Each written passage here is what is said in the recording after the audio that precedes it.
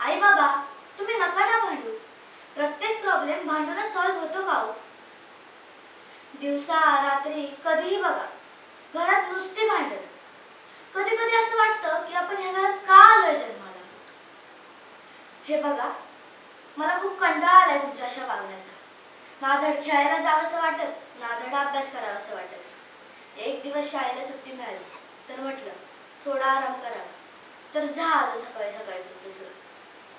ए आजी, जरा लवकर ये. हे बघ, काय यांचं पुन्हा सुरू झालं. आता तूच सांग समजून यांना काहीतरी. अगं, स्कूलमध्ये टीचर्स मला खूप ओरडतात.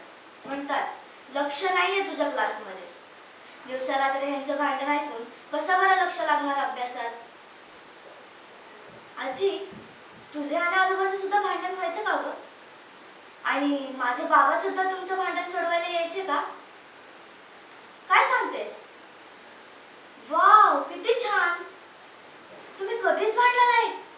मग यांना काय झालं भांडायला? आजी, तुला खरं सांगू, जर तू नसतेस ना